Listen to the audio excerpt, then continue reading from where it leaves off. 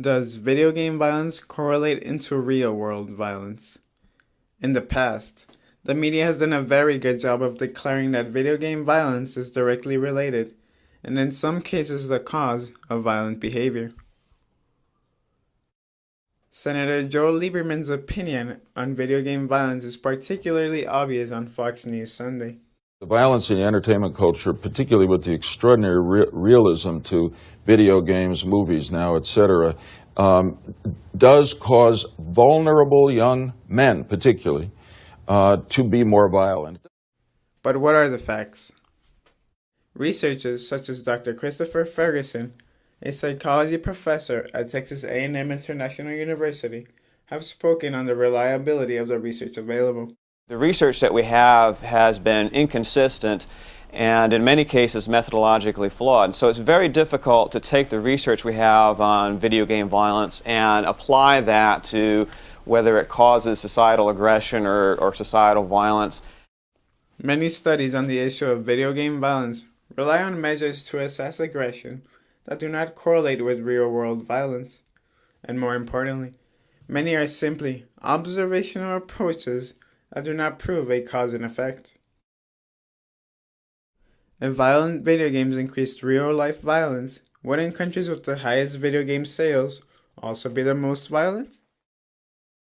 This graph, posted by the Washington Post, shows a relationship between gun-related murders and video game consumption per capita. As you can see, several countries, like the Netherlands and South Korea, spend much more money on video games per capita than the United States. Yet, the United States sits atop the rest on gun-related murders.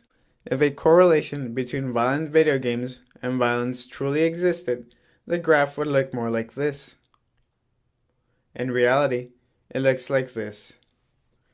Clearly, no correlation exists.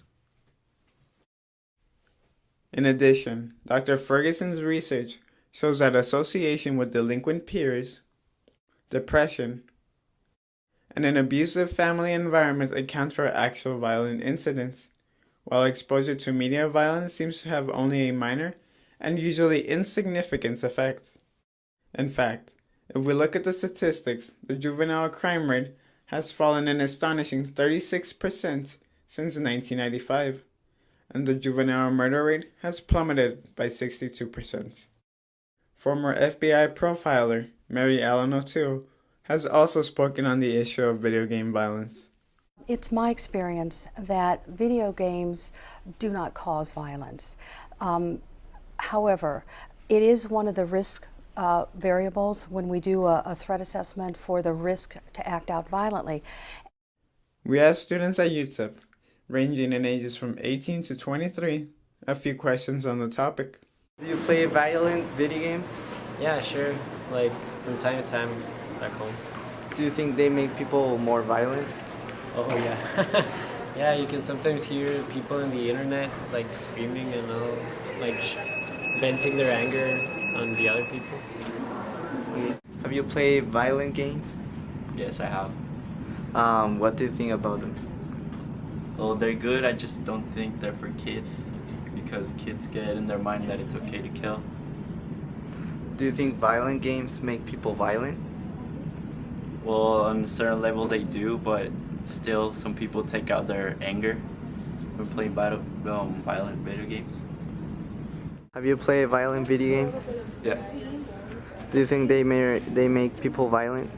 No. Oh, fiction is fiction. As we can see, their ideas are clear, whether it's experts in the field or regular 20-year-olds. The fact is, video game violence does not produce violent people. The vast majority of players understand the nature of this entertainment and are capable of differentiating between the two worlds. However, this does not mean parents should freely give their children a free pass on whatever games they wish to play. Video game content, similarly to movies, is classified and regulated. The Entertainment Software Ratings Board, ESRB, is responsible for such ratings. Rankings range from EC, early childhood, to AO, adults ages 18 and up, and require customers to present valid proof of identification for purchase. As such, parents of minors must decide what kind of games they are willing to allow their children to play. A game rated T for teen might seem suitable for one parent, but not so much for another. So what does this all mean? Well, as Mary Ellen O'Toole mentioned, the tendency to play extremely violent video games does indeed play a part in assessing violent tendencies in individuals. However, a direct correlation simply does not exist between exposure to video game violence and violence in the real world.